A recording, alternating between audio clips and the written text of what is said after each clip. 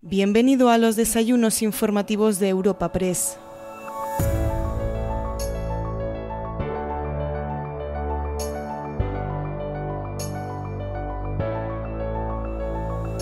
En esta nueva edición de los desayunos informativos de Europa Press recibimos al actual presidente de la Generalitat de Catalunya, Pere Aragonès.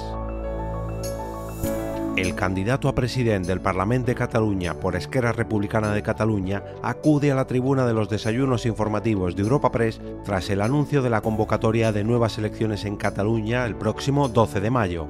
Tras su exposición inicial en el encuentro, ha podido charlar con el director de nuestra agencia, Javier García, quien le ha trasladado algunas preguntas de los asistentes a este desayuno informativo. Este encuentro llega a tus oídos gracias al patrocinio de Altadis, Cepsa, Fujitsu, Fundación Ibercaja, KPMG, Telefónica y Veolia. En primer lugar, podremos escuchar al presidente ejecutivo de Europa Press, Asís Martín de Caviedes, abriendo el encuentro y presentando a nuestro invitado de hoy. Buenos días a todos y a todas. Señora ministra de Educación, Deportes y portavoz, querida ministra, molt honorable presidente de la Generalitat de Catalunya, señor Aragonès, ponente invitado de hoy, querido presidente, muchas gracias por ser tú nuestro invitado de hoy, portavoz de H. Bildu en el Congreso, portavoz del Grupo Parlamentario de Izquierdas por la Independencia en el Senado, consellera de Economía y Hacienda del Gobierno de Cataluña, querida Natalia, consellera de Territori del Gobierno de la Generalitat de Cataluña, querida Esther, vuelta a tu casa de Madrid, secretario general de UGT, querido Pepe, ¿dónde estás, Pepe? Delegado del Gobierno de la Generalitat en Madrid, diputados y senadores, numerosos, nos puedo citar a todos, embajadores, embajadoras, miembros del cuerpo diplomático acreditado en España, autoridades, queridas amigas y queridos amigos, y bienvenidos todos y todas a los desayunos informativos de Europa Press. En un día singular, señor presidente, realmente has escogido, permítame que te llame de tú, un día singular para venir a Europa Press, lo cual te agradecemos de corazón. Como decía al comienzo, voy a hacer una breve reseña curricular tuya porque créeme que te queremos escuchar todos y todas hoy con mucha atención. Pere Aragonès y García es nacido en Pineda del Mar, provincia de Barcelona, licenciado en Derecho por la Universidad Oberta de Cataluña y máster en Historia Económica por la Universidad de Barcelona, habiendo ampliado estudios también en Políticas Públicas en la Escuela Harvard Kennedy de la Universidad de Harvard. Inició su carrera política a una edad muy temprana, con tan solo 16 años, si no estoy mal informado, afiliándose entonces a las Juventudes de Esquerra Republicana y posteriormente, en el año 2000, a Esquerra Republicana de Cataluña, pasando en 2003 a formar parte de su ejecutiva nacional. En 2006 fue elegido diputado al Parlament de Cataluña, revalidando acta en el año 2010 y 2012. En la legislatura 12-15 fue portavoz adjunto del Grupo Parlamentario Esquerra Republicana de Cataluña y portavoz de la Comisión de Economía, Finanzas y Presupuesto. Concurrió como cabeza de lista a su ayuntamiento natal, recordemos, Pineda del Mar, en las municipales del 2011 y del 2015, siendo elegido concejal, cargo que ocupó hasta el año 18. En junio de aquel año, estamos en el 18, fue nombrado vicepresidente y consejero de Economía y Hacienda de la Generalitat de Cataluña, cargo que ocupó hasta el año 21, si bien, tras la inhabilitación del presidente Quintorra en septiembre del 20, ocupó durante 7 meses el cargo de presidente interino del Gobierno. Y como todos conocemos, tras el resultado obtenido en las elecciones catalanas de febrero del 21, fue investido presidente de la Generalitat en mayo de ese año, cargo que ocupa en la actualidad. Querido presidente, nuevamente quiero darte las gracias por haber escogido Europa Press para un acto tan significado como el de hoy y, por favor, ocupa tú la tribuna.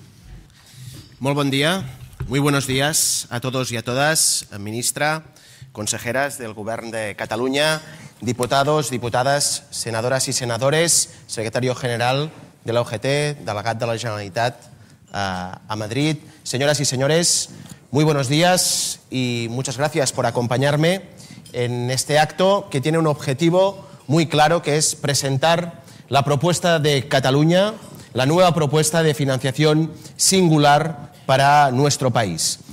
Compartir con todos ustedes la necesidad para Cataluña de dotarse de un sistema de financiación propio, que mejore la vida de la ciudadanía y que dé el impulso que la economía de nuestro país requiere. Un sistema que no es nuevo en el mundo, un sistema que existe en el País Vasco y en Navarra. Sencillamente, ni nada más ni nada menos.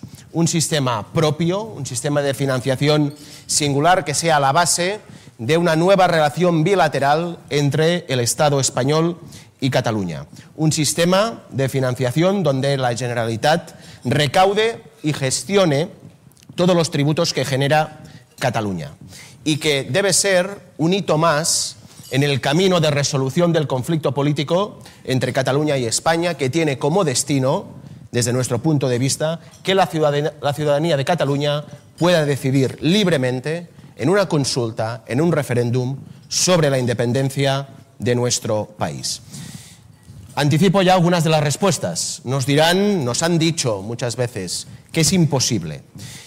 Probablemente ante esta propuesta será la respuesta que hará el Gobierno del Estado, será la respuesta del Partido Popular, del señor Feijóo, de la señora Ayuso, será la respuesta de Vox, será la respuesta de los varones del Partido Socialista, que nunca fallan. Lo harán movidos más por el temor a que España se rompe, ¿no? Nos dirán que es imposible. Pero en Cataluña no entendemos de imposibles, porque hay muchas cosas que nos decían que era imposible y que a día de hoy son una realidad. Nos decían que era imposible que hubiera un gobierno del Estado que mediante la negociación reconociera la existencia de un conflicto de soberanía entre Cataluña y España. Y así ha sido reconocido. Nos decían que sentarse en una mesa de negociación entre un gobierno independentista en Cataluña y un gobierno de España era imposible. Y ha sido posible. Nos decían que habría un cumplimiento íntegro de las penas después de la sentencia del Tribunal Supremo de 14 de octubre de 2019, la sentencia del Procés, y los indultos, la liberación de los presos políticos, fue posible. Nos decían que derogar el delito de sedición era imposible, y fue posible. Y nos decían, no hace tanto, 10 meses, 11 meses, nos decían que la amnistía era imposible. Y la ley de amnistía ahora es una realidad. Y es una realidad que nos permite superar la judicialización del conflicto político y nos debe permitir que los exiliados puedan volver a Cataluña en libertad, que los que están amenazados que entren en prisión puedan recuperar su plena libertad sin amenazas y que se acaben las inhabilitaciones, las multas, el espionaje contra todos aquellos que defendemos la independencia de Cataluña. Nos han dicho tantas veces a Cataluña que algo era imposible y entonces estos imposibles nos conducen a entrar en una etapa de negociación donde, como decía, debemos abordar ahora, una vez concluida la amnistía, el conflicto de fondo, que es un conflicto de soberanía entre una mayoría de los ciudadanos de Cataluña que quieren decidir libremente su futuro en un referéndum, su relación con España en un referéndum, y unas instituciones del Estado que hasta el momento lo han impedido. Pero paso a paso, hoy estamos aquí para presentar la propuesta de financiación singular y bilateral para Cataluña, pero me gustaría, y creo que siempre es pedagógico hacerlo, pues situar el origen del conflicto que tenemos a día de hoy. Un conflicto que tiene profundas raíces históricas, y no voy a entrar en ello, porque todo lo que hemos vivido en los últimos años no es fruto de un cálculo político, no es fruto de una coyuntura determinada o concreta, no somos un accidente de la historia, sino que la relación difícil, la relación también conflictiva entre el Estado español y la nación catalana ha existido durante mucho tiempo. También ha habido momentos de colaboración, pero esta relación conflictiva se acelera a partir de la sentencia contra el Estatut de Autonomía de Cataluña. Y creo que hoy hay un consenso muy amplio en Cataluña y en España que la amputación del Estatut, votado por el Parlament de Cataluña, acordado entre el Parlament de Cataluña y las Cortes Generales y refrendado por la ciudadanía de Cataluña, esta amputación fue el detonante de la actual situación. Pero en el fondo aquí hay dos fuerzas antagónicas. La Cataluña que quiere avanzar, de conseguir un mayor reconocimiento nacional, fortalecer las instituciones propias de autogobierno y, sobre todo, obtener más herramientas y mejores herramientas para el bienestar y las oportunidades de la ciudadanía de Cataluña, esta fuerza, y una concepción de una España cerrada, monocolor, incapaz de asumir la diversidad y la pluralidad como algo propio, no como algo que se tiene que extirpar, y que asume que Madrid no solo debe tener el poder político, sino que debe absorber todo el poder económico. Durante muchas décadas, Cataluña ha sido y aún es el motor económico del conjunto del Estado. Ha contribuido de forma clara e innegable al progreso y a la prosperidad del conjunto de territorios. Y esto también pues, ha capacitado a Cataluña de tener una capacidad de influir, de determinar mayorías que nunca ha sido aceptada por determinadas concepciones del Estado. Y aquí también quiero subrayar que en el momento de más capacidad de influencia nace también un proyecto político en su momento de José María Aznar, que hoy encarna a la perfección la presidenta de la Comunidad de Madrid, Isabel Díaz Ayuso, un modelo centralista de megalópolis madrileña, un modelo neoliberal que hace de la economía especulativa no algo que un territorio se deba sonrojar, sino un motivo de orgullo, que agudiza las desigualdades sociales y territoriales, no en relación a Cataluña, sino en relación a otros territorios del Estado, que es un peligro para la economía productiva, para la productividad también del conjunto de la economía del Estado, y que va camino de repetir los errores que nos condujeron a la peor crisis económica desde la guerra civil que vivió España, la crisis de 2008. Esta España de Aznar, que hoy personifica Ayuso, es esta idea en que el dumping fiscal es un motivo de orgullo. Esta idea de casta extractiva que entra en conflicto con la economía productiva, pues es un símbolo que se debe proteger. Es esta idea que ve como el gobierno del Estado, mande quien mande, independientemente del color político, siempre se invierte más de lo presupuestado en la Comunidad de Madrid que no en Cataluña, cuando pese a diga lo que diga los presupuestos generales del Estado, las inversiones comprometidas nunca se cumplen.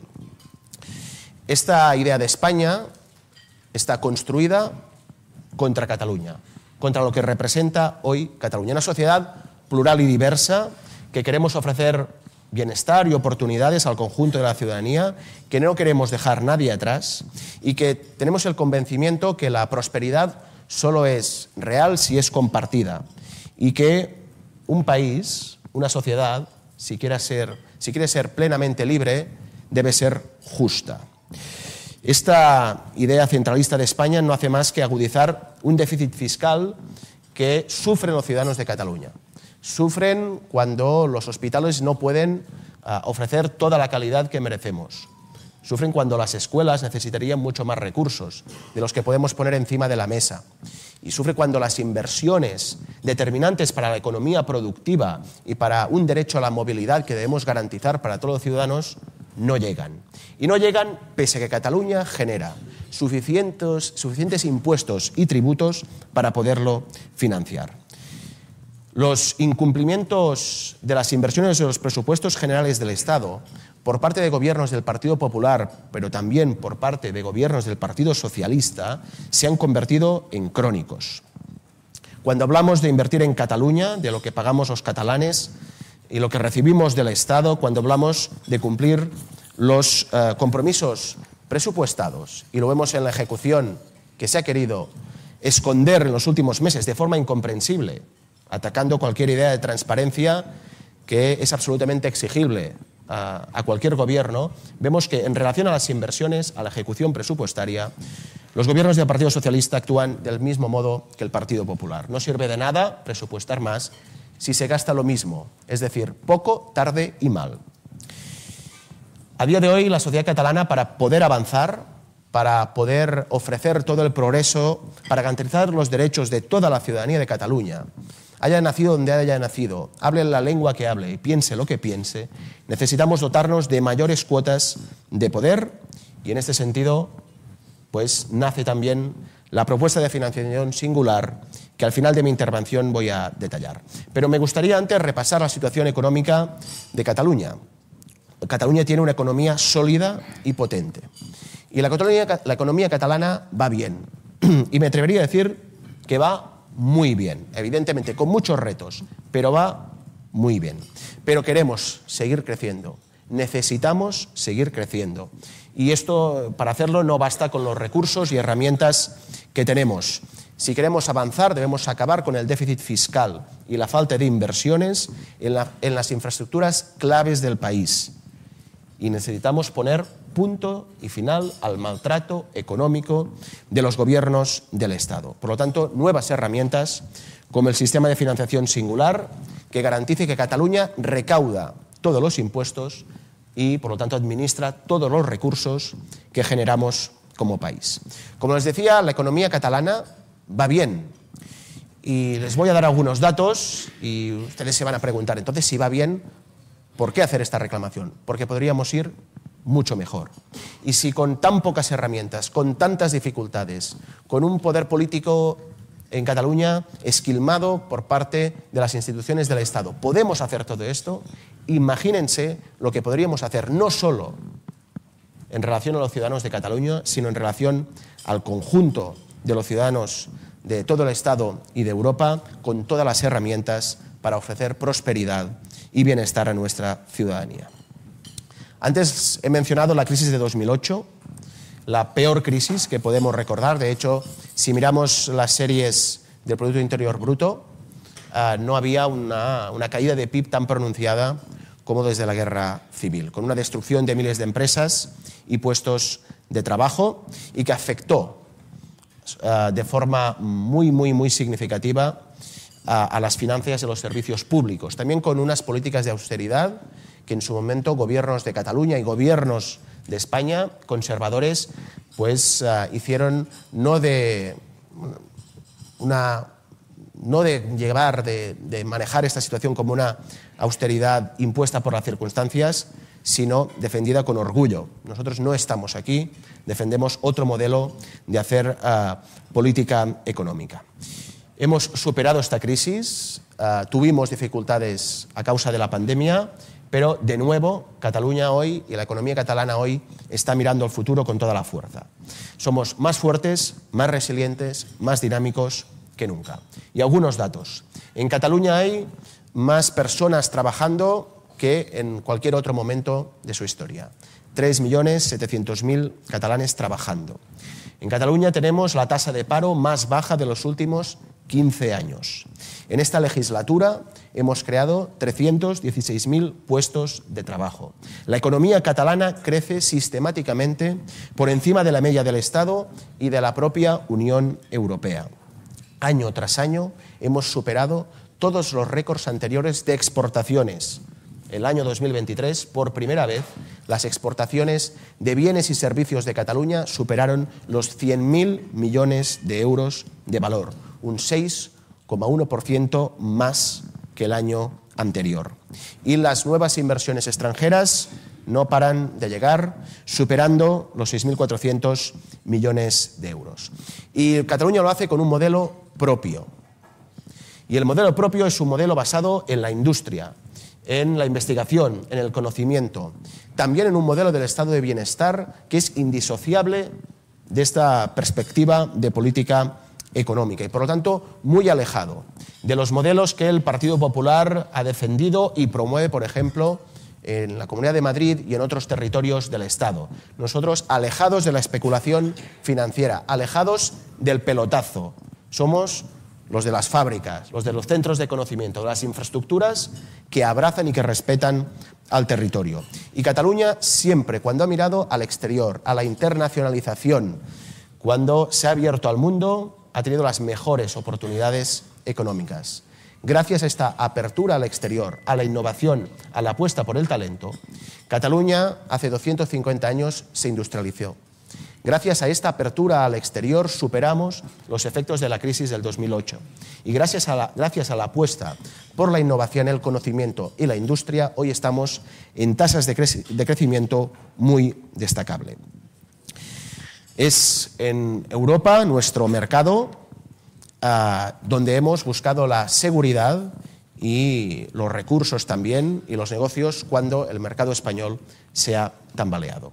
Cuando hablamos de servicios públicos, también, como decía antes, es indisociable de nuestro modelo de crecimiento económico. Y hemos apostado por el fortalecimiento del estado de bienestar, porque desde nuestra concepción republicana, progresista, independentista, la política económica debe basarse también en un estado de bienestar fuerte. Es lo que permite que haya un arraigamiento de la nueva ciudadanía. Es el que permite que las familias puedan progresar. Nunca antes un gobierno de la Generalitat de Cataluña había invertido tanto en sanidad como ahora. Hemos incorporado a más de 24.000 sanitarios. Cuando el actual gobierno del Estado suprimió los fondos extraordinarios COVID, Cataluña hizo una apuesta: mantener todos los profesionales sanitarios incorporados durante la pandemia. No fue la misma decisión que tomaron otros territorios. De hecho, dimos la bienvenida a profesionales de otros territorios del Estado que vinieron a trabajar a Cataluña, que se habían incorporado en sus sistemas de salud durante la pandemia y que vieron cómo cuando se cerraba el grifo de los fondos extraordinarios COVID, a ellos se les acababa el contrato. Les dimos la bienvenida a Cataluña y por eso hoy en Cataluña hay más profesionales sanitarios que nunca. Hemos apostado también por la gratuidad del último curso del primer ciclo de educación infantil, el Infantil 2. Es las guarderías para los niños y niñas de 2 años, absolutamente imprescindible para construir una sociedad más justa. Y hemos incorporado 9.500 docentes. Y en seguridad también. En estos momentos tenemos la cifra más alta de agentes de los Mossos d'Esquadra que en toda la historia, 18.600. Y las listas de espera de la dependencia se han reducido de forma significativa esta legislatura en más de 20.000 personas y hemos apostado claramente por la industria audiovisual catalana también. Y todo esto lo hemos hecho reduciendo la deuda pública en relación al Producto Interior Bruto de forma significativa. Hace 10 años estamos en el 37% de la ratio deuda-PIB. Hoy estamos al 29,5%. Y llegaremos a estar al 23% cuando se cumplan los acuerdos de asunción por parte del Gobierno del Estado de una parte del Fondo de Liquidez Autonómica. Si hemos conseguido todos estos hitos con tan pocas herramientas y con una parte significativa de los recursos que generan los ciudadanos de Cataluña que no revierten en el propio país, ¿qué podríamos conseguir sin un déficit fiscal de 22.000 millones de euros anuales, equivalentes a la media histórica de déficit fiscal del 8% del Producto Interior Bruto? Este es el peaje que permanece en Cataluña. Los hemos ido levantando todos. Y esta misma semana anunciábamos que para los residentes en 2 comarcas de Cataluña también van a levantarse los peajes. Pero el peaje del déficit fiscal que pagamos en forma de servicios infrafinanciados, en forma de políticas económicas de desarrollo territorial que se quedan cortas, este peaje es el que a día de hoy está condicionando el futuro del país. Y por lo tanto, nosotros queremos una Cataluña sin límites, porque si Cataluña no tiene límites, no los tendrán el bienestar y la prosperidad de su ciudadanía. Y por este motivo ponemos encima de la mesa la propuesta de financiación para conseguir que Cataluña tenga una financiación singular que ya existe en el Estado, lo tiene el País Vasco o Navarra. Un modelo que se basa en que Cataluña pueda gestionar, recaudar y liquidar todos los impuestos. Tener capacidad normativa, poder decidir sobre todos los tributos y adaptarlos a las necesidades y preferencias de la ciudadanía catalana, a la realidad de nuestro modelo productivo. Y también acordar con el Estado una aportación para los servicios que presta el Estado en Cataluña y una cuota de solidaridad. Es evidente que el actual modelo no responde a las necesidades de la ciudadanía catalana y no responde desde ningún punto de vista. Somos la tercera comunidad en aportar recursos al sistema, en aportación de recursos por cápita, y somos la 14ª en recibir recursos del sistema. Un sistema injusto y arbitrario, falta de transparencia, y un sistema en el que el esfuerzo que están, desde el punto de vista de la provisión de servicios públicos, que están haciendo las comunidades autónomas, no tiene ningún tipo de comparativa con el que no hace la Administración General del Estado. Desde 2012, los recursos de la Administración General del Estado han crecido un 90%. Desde 2012, los recursos de las comunidades autónomas de régimen común han crecido un 40%. 90% contra 40%. Y este 40% debe proveer los servicios de la sanidad pública, la educación pública, el desarrollo de la ley de dependencia, las políticas económicas y, en el caso de Cataluña, también las políticas en materia de seguridad y también, evidentemente, todo el apoyo a la cultura y a la lengua catalana. Desde un punto de vista de perspectiva comparada, un elemento fundamental es la transparencia, como base de todos los sistemas de financiación territorial, y lo que hemos tenido hasta el momento es la opacidad. Y la opacidad llega a su expresión máxima cuando el Ministerio de Hacienda deja de publicar la ejecución de las inversiones previstas en los presupuestos generales del Estado distribuidas por territorios. Es una falta de transparencia que no tiene ninguna justificación y que contrasta con la transparencia de las cuentas públicas de Cataluña, que, como nos dicen algunos otros colegas e instituciones de responsabilidad fiscal en España, son un ejemplo de transparencia y de facilitar el acceso a la información. Queremos unos servicios públicos de calidad y que la Generalitat de Cataluña puede continuar haciendo de Estado emprendedor para seguir favoreciendo las inversiones y la nueva actividad económica en nuestro país. Es una cuestión de justicia. No estamos buscando ni privilegios ni ventajas. Simplemente el esfuerzo fiscal de los ciudadanos de Cataluña, de los trabajadores, las trabajadoras de Cataluña, cuando ingresan sus salarios y pagan impuestos, cuando consumen y pagan impuestos, y de los empresarios y las empresarias de Cataluña, cuando pagan el impuesto de sociedades, pueda revertir en los servicios públicos de nuestro país. Y por este motivo defendemos una soberanía fiscal total para que la Generalitat de Cataluña pase de recaudar, como hace a día de hoy, el 9% de los impuestos que se pagan en Cataluña, a hacerlo por el 100% a través de la Agencia Tributaria de Cataluña. En Cataluña se pagan al año 52.000 millones de euros en impuestos. De todos estos 52.000 millones, 25.600 son los que acaban revirtiendo en la Generalitat de Cataluña, en los hospitales de Cataluña, en las escuelas de Cataluña, en las universidades de Cataluña, en las infraestructuras de movilidad de Cataluña, en la política industrial de nuestro país, en las políticas en el ámbito de seguridad y de justicia. Y vemos cómo la mitad de los recursos de los impuestos que se pagan en Cataluña no los administra la Generalitat.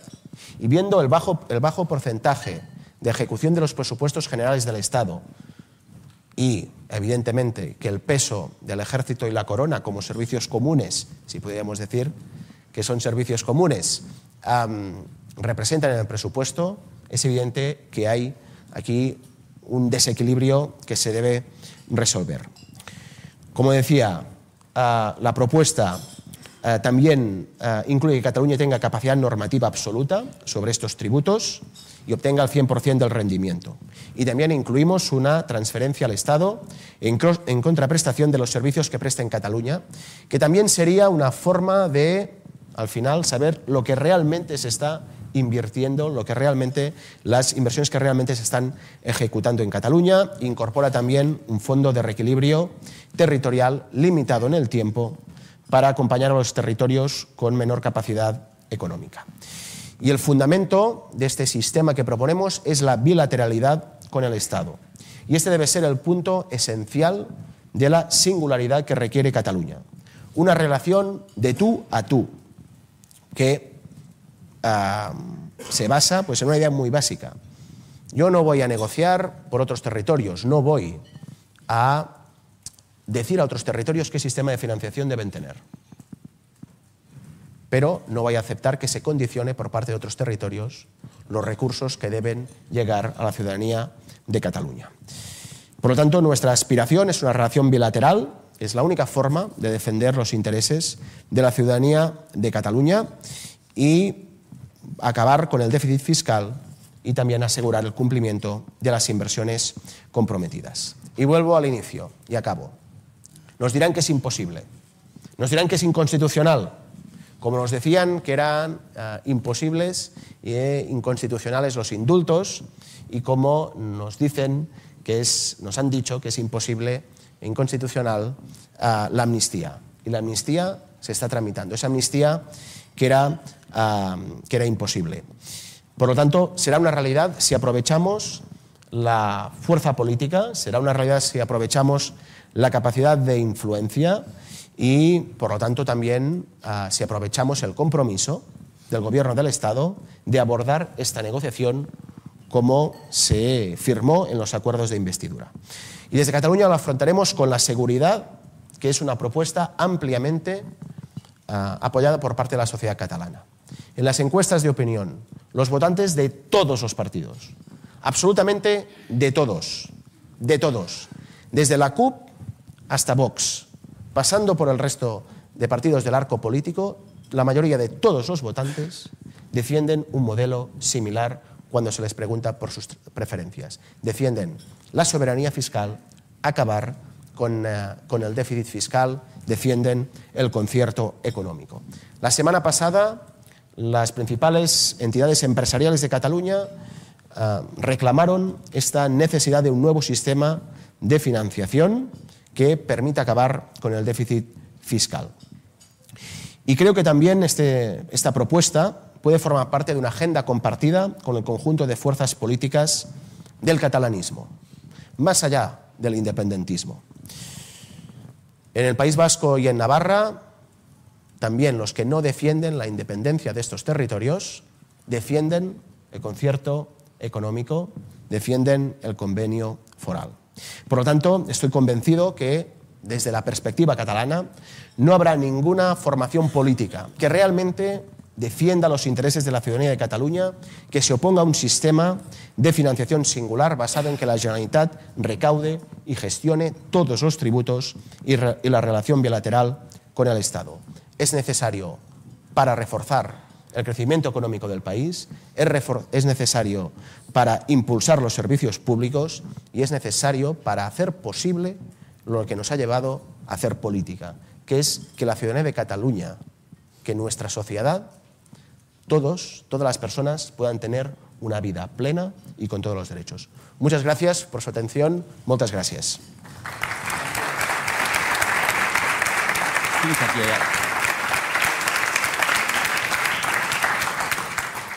Gracias, presidente.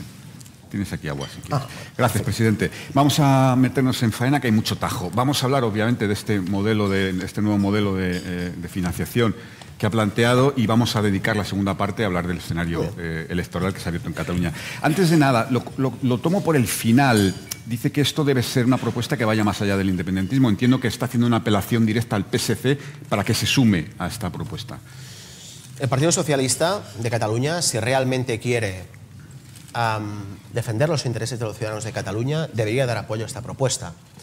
Y, al final, el PSC siempre tiene una dicotomía, que es o defender los intereses de Cataluña o enfrentarse al gobierno de turno del Estado, especialmente si es del Partido Socialista, cuando puede haber una colisión entre los intereses de Cataluña y los intereses del gobierno del Estado. Y normalmente, nos decepciona, debo decirlo. Por lo tanto, estoy en la obligación de insistir, de reclamar al Partido Socialista de Cataluña que por una vez en una propuesta pues defienda los intereses de los ciudadanos de Cataluña y no los intereses del Partido Socialista Obrero Español. Bueno, presidente, antes de entrar en la parte más técnica, que creo que es muy importante, ha dicho usted que, en fin, que también se dijo que no a la amnistía y también se dijo que no a los indultos. Lo cierto y verdad es que ayer ya los dos responsables económicos del Gobierno, la vicepresidenta primera y el ministro de Economía, dijeron que esto es imposible, que hay que negociarlo en lo que es la reforma del sistema de financiación de las comunidades de régimen general. Bueno, nos decían que la amnistía era imposible y ahora es posible. Por lo tanto, yo creo que en términos de credibilidad somos mucho más creíbles nosotros. Cuando decíamos que sería posible, que sería constitucional, la constitucionalidad de la amnistía pues apareció de golpe y porrazo, cuando las mayorías políticas pues podían favorecer que esta amnistía se pudiera aprobar. Mire, si vamos a una negociación multilateral, no habrá acuerdo. ¿Alguien se imagina en un contexto de alta crispación política, en el que, bueno, estamos llegando a unos extremos que yo creo que hacen sonrojar a cualquier ciudadano medio, Pero ¿alguien se imagina que en el actual contexto de polarización política, con una mayoría de las comunidades autónomas de régimen común, bueno, prácticamente todas, excepto dos y Cataluña, gobernadas por el Partido Popular, ¿será posible un acuerdo? Con un Partido Popular que está llevando a cabo un asedio contra el gobierno del Estado, contra Cataluña y ahora también contra el Congreso de los Diputados. Por lo tanto, el acuerdo posible también en este caso es el mejor acuerdo. Y el mejor acuerdo es un acuerdo bilateral y después también por una cuestión de principios. Es decir, y lo he dicho en mi intervención, yo no voy a decir a los ciudadanos de Andalucía cuál es el sistema de financiación que ellos necesitan. Que defiendan sus intereses siempre, pero no voy a aceptar que me digan cuál es, ni que limiten cuál es el sistema de financiación que Cataluña necesita. Y por lo tanto nuestra negociación va a ser bilateral y de hecho la historia nos demuestra que con anterioridad la dinámica política de negociación siempre ha sido bilateral. Y que cuando después se ha trasladado a un marco multilateral, lo que ha pasado es que todo un conjunto de varones territoriales han criticado a Cataluña, pero después se han puesto a la cola para conseguir también los mismos recursos, ¿no? Y el mejor ejemplo es cuando acordamos pues una condonación de una parte de la deuda del FLA en el marco de los acuerdos de investidura, ampliamente criticada por presidentes de algunos territorios que tienen una ratio deuda-PIB mucho más alta que Cataluña. Y cuando les dijeron, bueno, pero usted, ¿lo tomas o lo dejas? No, claro, sí, ¿es injusto? No, lo que pasa es que venía de Cataluña y por lo tanto siempre es un recurso fácil cuando no hay un fondo político, ¿no? Cuando no hay una fortaleza en las convicciones, pues bueno, disparar contra Cataluña, que es fácil, es barato políticamente, y permite seguir haciendo campaña. Vale, para que quede negro sobre el blanco y que no haya ninguna duda, si usted preside la Generalitat, no entrará en la negociación de la reforma de la financiación autonómica. Nosotros vamos a plantear esta propuesta y la negociación va a ser bilateral y en todos los foros que tengamos oportunidad vamos a reclamar esta propuesta. Vale, presidente, el País Vasco y Navarra, que es verdad que tienen un sistema propio, son más o menos el 5% del PIB español. Cataluña es el 20%. En fin, si sacamos el 25% del PIB, una cuarta parte del PIB del sistema de financiación general, el sistema es inviable. Entiendo que ustedes son conscientes, tendríamos que buscar otra fórmula de financiación autonómica. Lo que tendría que hacer la Administración General del Estado es adelgazarse, porque no puede ser que haya crecido un 90% sus ingresos en los últimos 12 años y el de las comunidades autónomas un 40%. Por lo tanto, es posible llegar a un acuerdo de financiación singular para Cataluña, en el que Cataluña recaude todos los impuestos, los gestione, haya una contribución por los servicios que presta el Estado, que, insisto, nos servirá para ver realmente qué valen estos servicios, y a una cuota de aportación a la cohesión territorial, como se hace también en el marco de la Unión Europea.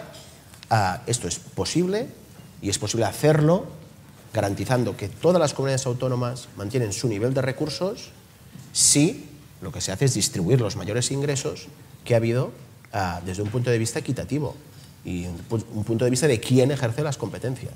Vamos por partes entonces, porque estos servicios que presta el Estado, ustedes han hecho ya un cálculo, es decir, en un ideal, imagínese usted que el Gobierno acepta sus condiciones tal como usted las plantea, ¿cuánto estaríamos hablando? Eso se tendrá que negociar bilateralmente en la Comisión Bilateral Estado de Generalitat. Pero no tienen una referencia, no han hecho un... Puede haber aproximaciones, las aproximaciones están muy condicionadas por el grado de ejecución de las inversiones del Estado, como también la seguridad social no entra dentro de esta propuesta de financiación.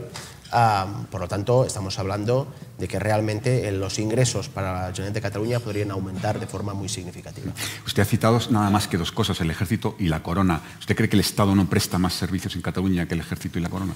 Bueno, hay unas inversiones que no se ejecutan, que se ejecutan una media del 40% en los últimos años.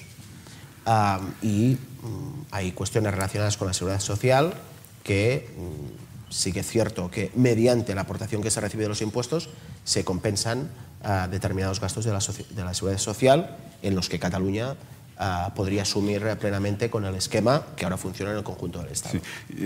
El Fondo de Solidaridad Interterritorial sería un instrumento nuevo, se crearía un instrumento nuevo, un Fondo de Solidaridad Interterritorial. ¿Cuál sería la aportación de Cataluña a ese fondo? ¿Cómo se fijaría esa aportación? Una aportación fijada bilateralmente, sometida a unos objetivos y limitada en el tiempo. Y evidentemente con un criterio básico, que es que si hoy Cataluña es la tercera en recursos por habitante a la hora de aportar al sistema y es la 14ª en recibir, se siga manteniendo siendo la tercera. Porque si no, el mensaje es de desincentivar la capacidad fiscal de los territorios. Por lo tanto, que se mantenga la ordinalidad. Pero ¿cuáles serían esos objetivos para fijar ese Fondo de Solidaridad?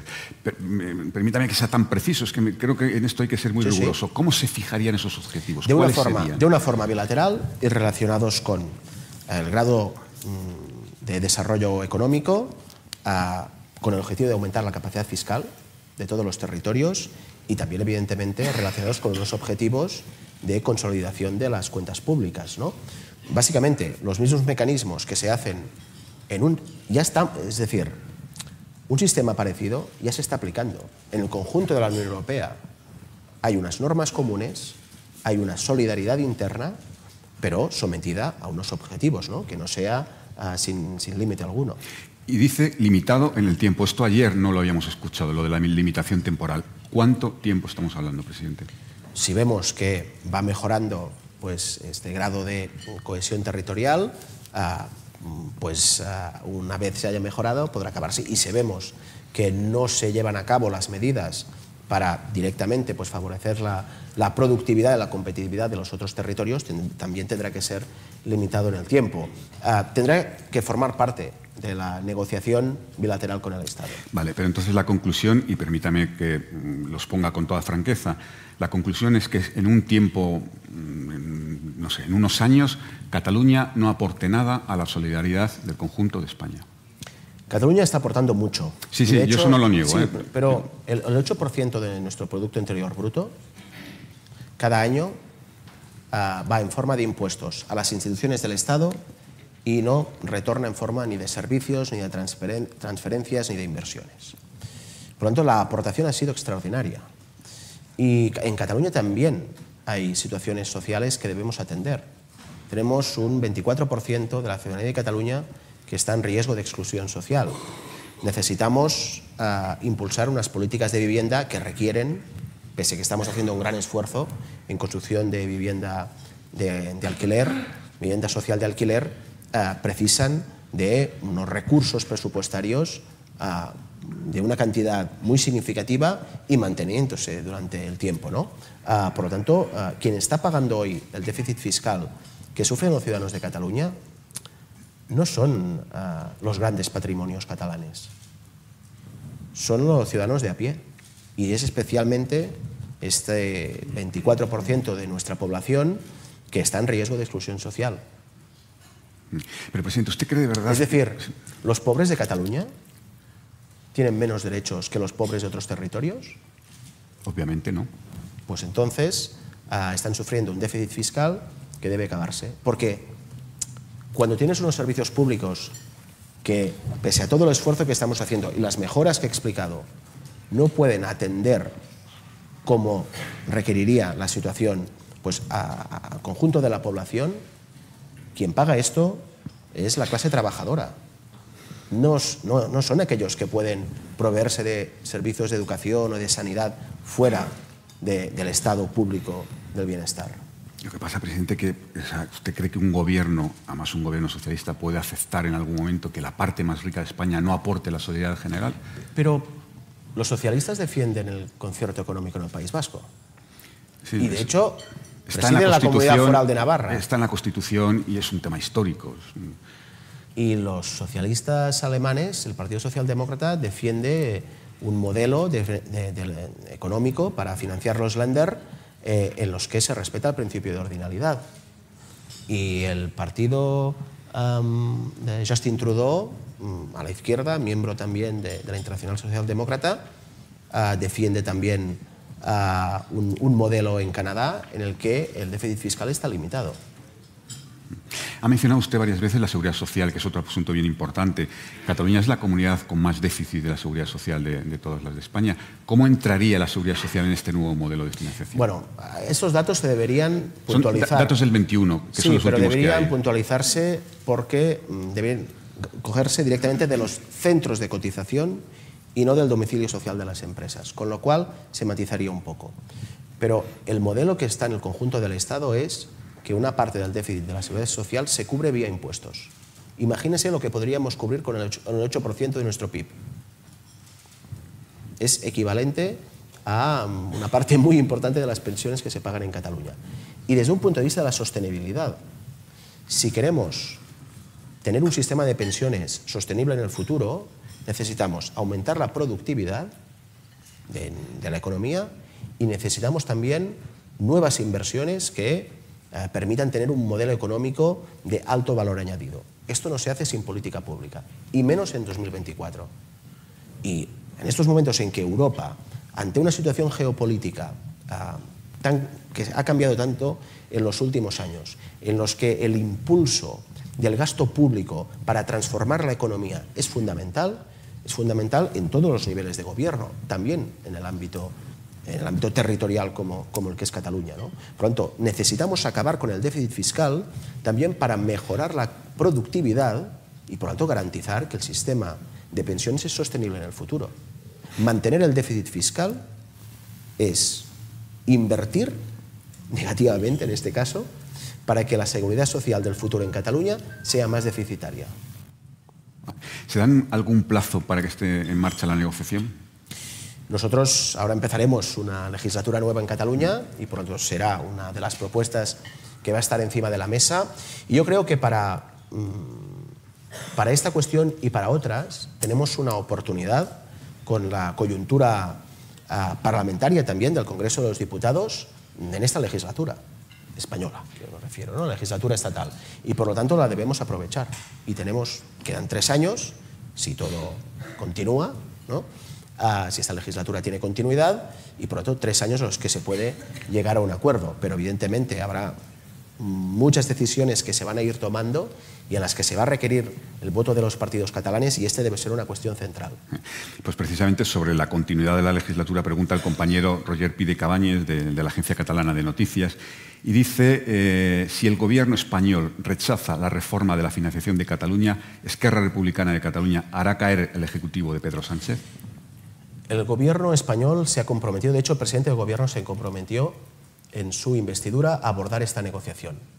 Por lo tanto, se tendrá que cumplir los acuerdos de investidura y por lo tanto entrar a negociar. Y una negociación para, como se determina literalmente, dar respuesta a las necesidades de financiación de los servicios públicos en Cataluña. Bueno, tendrán que sentarse a la mesa.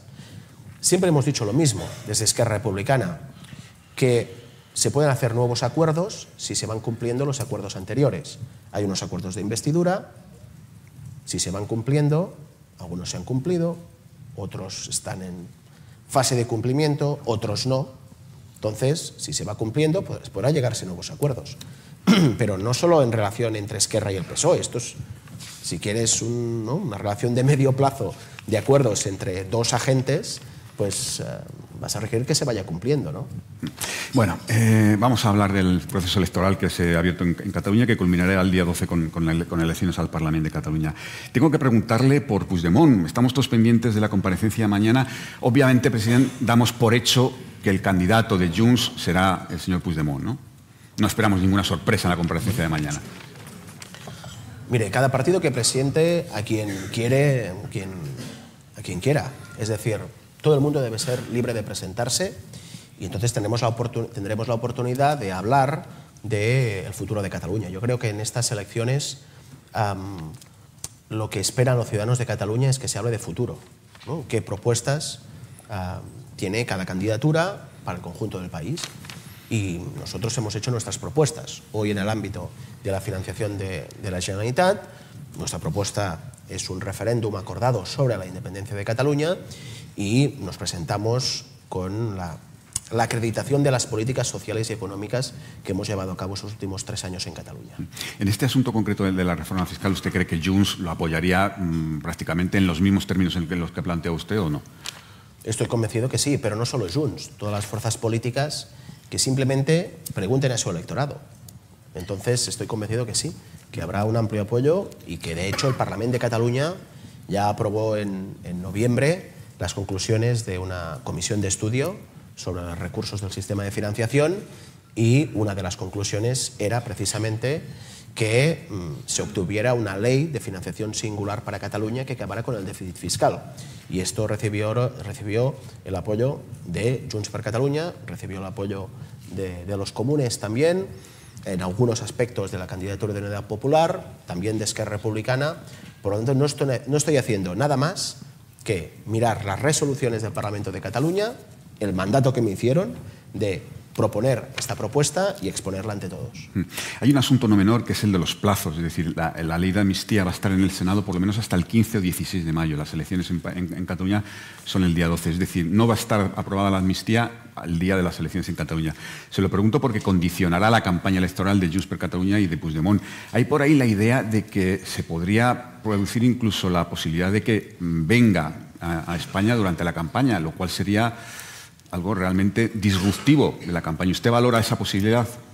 Pero yo lo que defiendo es que todas las personas que quieran hacer campaña la puedan hacer. Y hablamos del futuro de Cataluña. Y lo he defendido siempre. De hecho, defendimos en solitario la amnistía durante mucho tiempo en el Congreso de los Diputados. Y ahora la amnistía es una realidad aprobada por el Congreso y culminará su aprobación a finales de mayo. Es decir, todas las personas que quieren hacer política tendrían que poderlo hacer libremente, pero no en mayo, desde hace mucho tiempo, ¿no? A partir de aquí tenemos nuestra propuesta, nosotros salimos a ganar en estas elecciones. Las fuerzas políticas, las otras dos fuerzas políticas importantes, los otros dos grandes partidos en Cataluña han venido a las propuestas que hemos defendido en solitario durante mucho tiempo. Salvador Illa decía durante la campaña electoral de las elecciones generales, ni amnistía ni nada de eso. Y ahora el Partido Socialista está en la amnistía. Y Junts per Catalunya decía que no se debía negociar, no a todo y que no votarían a Pedro Sánchez. Y ahora están negociando y exhibiendo como un rédito de la negociación que se han reunido 3 veces con el Partido Socialista. Perfecto, están en la propuesta, están en el camino que Esquerra Republicana hemos ido abriendo. Por lo tanto, muy contentos de que los que en un lado y en otro nos decían que era imposible lo que estábamos pidiendo, pues que ahora pasen a defenderlo y a practicarlo. Por cierto, un paréntesis, ¿sabe usted de qué hablan en esas reuniones en Suiza? ¿Le cuentan algo? Las relaciones bilaterales entre los partidos forman parte. Lo que sí que sé es que hay fuerzas políticas que llevamos no 4 meses, sino 4 años de interlocución, de diálogo, de negociación discreta, en nuestro caso con acompañamiento por parte de agentes relevantes en el ámbito de la mediación y resolución de conflictos, en el ámbito internacional, y por lo tanto sé de lo que se habla en las reuniones en las que yo participo o participa mi equipo. ¿Pero con ustedes también hay mediadores? Veremos en los próximos días. ¿Nos puede avanzar algo? ¿Quiénes son esos mediadores? Hay un trabajo que hemos estado haciendo en los últimos tiempos, precisamente para ir fortaleciendo pues este clima, ¿no? Y esta dinámica de negociación. Y me remito a los acuerdos de investidura. Los acuerdos de investidura, en este sentido, también incorporan pues esta figura de verificación y de acompañamiento, también en el ámbito de la mesa política entre el PSOE y Esquerra Republicana. Pero, presidente, ¿por qué no podemos saber quiénes son esos verificadores? O sea... Porque en un proceso de negociación serio, que no buscas un rédito a corto plazo, sino lograr una solución política, uno de los principios que se siguen en estas dinámicas en las que hay una tercera parte es la discreción, para poder llegar a acuerdos. Y después ya se va a explicar todo. Vale, pero sus reuniones con el PSOE al menos eran en España. Bueno, habrá en muchos sitios, supongo, ¿no? Vale. Bueno, presidente, vamos a hablar del escenario postelectoral, pero antes quiero preguntarle por un fenómeno nuevo, que es el de la Alianza Catalana, que por decirlo sin matices es ultraderecha independentista. ¿Cree usted que tiene posibilidades de entrar en el próximo Parlamento y, sobre todo, cómo va a condicionar la campaña al Parlamento de Cataluña? La sociedad catalana no es, desde un punto de vista de su naturaleza constitutiva, no está dotada de una inmunidad natural contra la extrema derecha, contra la xenofobia. Por lo tanto, si hay partidos de extrema derecha en España, en Portugal, lo hemos visto con las elecciones recientes, en Francia, en Italia, en Alemania, en Bélgica, en Holanda, pues probablemente alguna expresión de este malestar, ¿no?, vehiculado a través del voto a la extrema derecha también puede pasar en Cataluña. De hecho, pasa con la gente que vota Vox y puede pasar, ¿no?, la gente que tenga una identificación desde el punto de vista nacional con Cataluña, ¿no? Nosotros vamos a combatir esta idea. Creemos que, tanto desde el punto de vista de la cohesión social y desde el punto de vista de un proyecto nacional compartido, Cataluña debe mantener su diversidad. Somos una sociedad que, mientras ha garantizado el ascensor social, ha podido ir incorporando pues todos los fenómenos migratorios que han habido a lo largo de nuestra historia, y ahora lo volveremos a hacer. Mis abuelos eran de Almería y a mí me hablaban en catalán. Esto quizá habrá alguien aquí en la sala que dirá, ¿cómo puede ser, ¿no?, que si eran de Almería hablaran en catalán a sus nietos, ¿no? Se sentían plenamente identificados con una Cataluña que les había dado las oportunidades que no habían podido tener. Y el ascensor social es también una forma, evidentemente es bueno por sí mismo, pero además genera adhesión a la comunidad en la que vives, adhesión a la sociedad de la que formas parte, ¿no? Por lo tanto, debemos garantizar el ascensor social. Y yo también pues sugeriría a todos los partidos políticos que, si no queremos dejar espacio a la extrema derecha, pues no pasemos a utilizar los argumentos de la extrema derecha. Cuando los conservadores franceses han dicho lo mismo que Le Pen para intentar contrarrestar a Le Pen, han hecho más grande a Le Pen. ¿Está usted pensando en este caso en Junts? Yo pienso en todo el mundo, que tenemos micro y tenemos capacidad de intervención, pero cuando ha pasado esto, cuando la familia conservadora europea, con los partidos liberales y conservadores europeos, han pasado a utilizar argumentos de la extrema derecha con esa idea, ¿no? Lo decimos nosotros porque si no lo va a decir la extrema derecha, el resultado es más extrema derecha. Miren a Francia, ¿qué ha pasado? Vamos a ponernos en el 13 de mayo, presidente. ¿Qué escenario se puede abrir? Porque parece que es muy cierto. Sí. Imagínese que gana usted, efectivamente, pero necesita el apoyo del PSC. Mi objetivo es poder continuar con un gobierno como el que tengo ahora, un gobierno de Esquerra Republicana, con vocación amplia, que representa a mucho más que un solo partido, y poderlo hacer con mucha más fuerza. El gobierno actual de Cataluña, y lo voy a decir yo, y por lo tanto seguramente pues alguien pensará que es exagerado, pero creo que es un muy buen gobierno, es el mejor gobierno que hemos tenido en las últimas décadas en Cataluña, y hemos podido avanzar en todos los ámbitos. Y decía antes las cifras: desde el punto de vista de los servicios públicos, desde el punto de vista de la prosperidad económica, desde el punto de vista cultural también, de la interlocución. La Generalitat tenía todas las puertas cerradas y ahora tenemos las puertas abiertas de todas las instituciones, desde la discrepancia para dialogar, para intentar llegar a acuerdos o para constatar que hay un desacuerdo insalvable. Y esto lo hemos conseguido en los últimos 3 años. Y lo hemos conseguido con solo 33 diputados, con unos socios al inicio de legislatura que después abandonaron el gobierno y con un Parlamento pues también muy fragmentado, ¿no? Por lo tanto, imaginémonos lo que podríamos conseguir si tuviéramos más fuerza, y por esta razón pues espero estas elecciones tener mucha más fuerza y continuar con el actual modelo de gobierno. Por lo tanto, un gobierno de Esquerra Republicana con mucho más apoyo electoral y, por lo tanto, que pueda también rendir cuentas ante el Parlamento. Pero, presidente, las encuestas que vamos conociendo hasta ahora, es verdad que ni siquiera hemos iniciado la pre-campaña, dicen, son muy contundentes en que va a haber una victoria clara del PSC de Salvador Illa.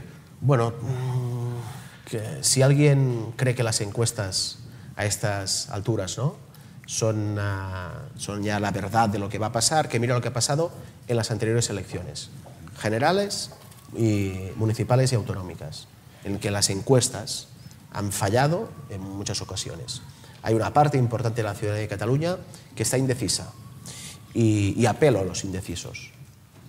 Y los apelo de una forma muy clara. Teníamos un presupuesto bueno para Cataluña, el más alto de la historia, que tenía un incremento de 2.400 millones de euros, un presupuesto que nos permitía pues, acometer en todos los ámbitos las políticas para superar todos los retos que tenemos, y esta es mi carta de presentación.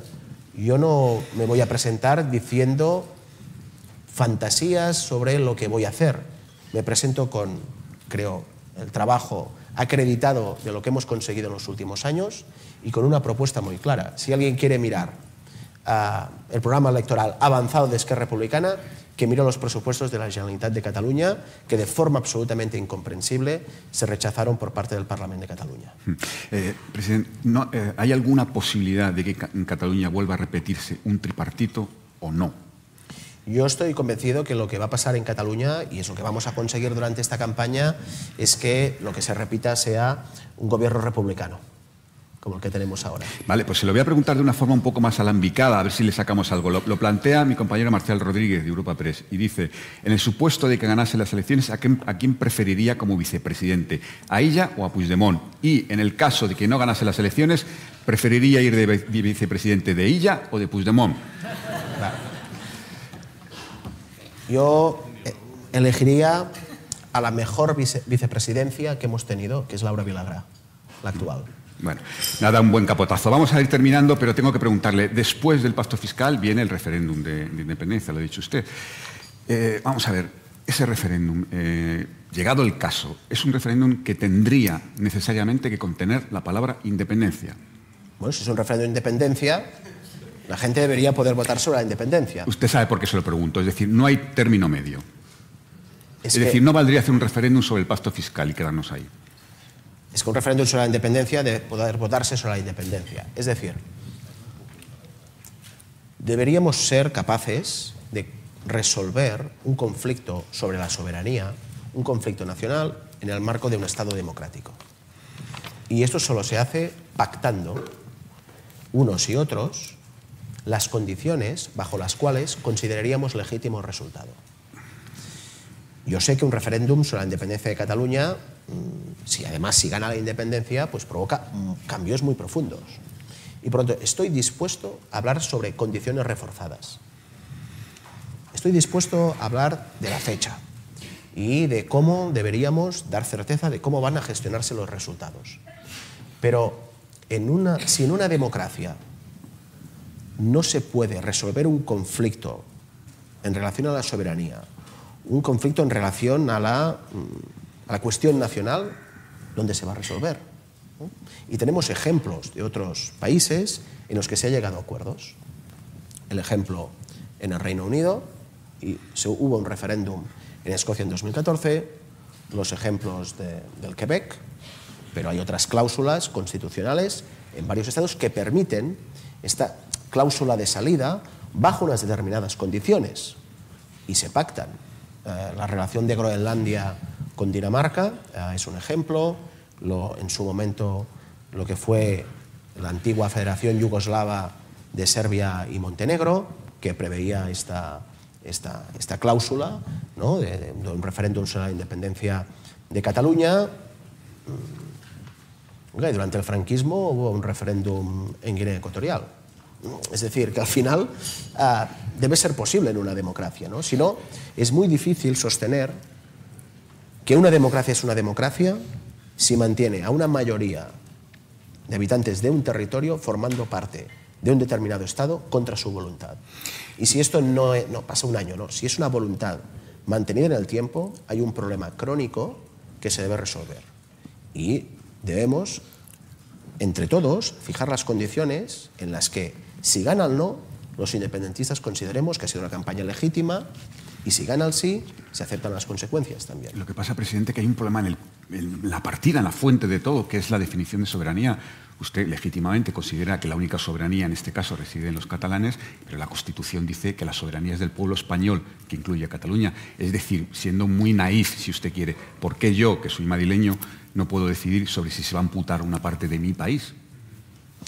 Bueno, de hecho, los catalanes, sobre lo que no hemos podido decidir durante todos estos años es que sobre si se nos ha amputado una parte o no de nuestra economía, el 8% del PIB anual, y no lo podemos decidir.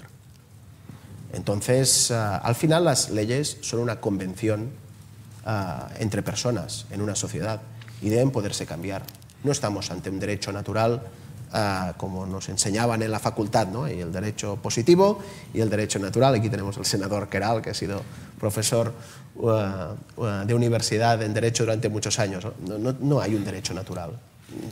Dios, y quizá ahora voy a hacer una revelación, pero Dios no fijó como un mandamiento a la unidad de España.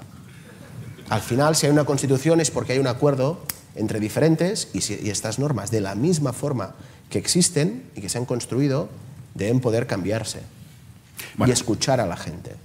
Entonces, mantener una mayoría de los ciudadanos de Cataluña formando parte de España a la fuerza, diciendo, oye, esto es lo que hay, va a generar más conflicto. Por lo tanto, debemos encontrar una solución en la que se pueda votar. Y si se vota que no, será Cataluña la que habrá decidido formar parte de España. Y esto a los partidarios de la unión con España, bueno, les debería seducir un poco. Que la unión sea por decisión y no por imposición. De la misma forma que yo la independencia la defiendo y la vamos a conseguir por decisión libre de la ciudadanía y no por imposición. Bueno, presidente, pues con esto terminamos. Un placer y un honor tener con nosotros. Muchas gracias. Gracias a todos. Gracias. Despedimos esta entrega de los desayunos informativos de Europa Press, invitando a todos nuestros oyentes a descubrir el resto de episodios de este programa, así como los distintos podcasts de nuestra red a través de europapress.es/podcast. Recuerda que puedes encontrar todos ellos en las principales plataformas de podcasting.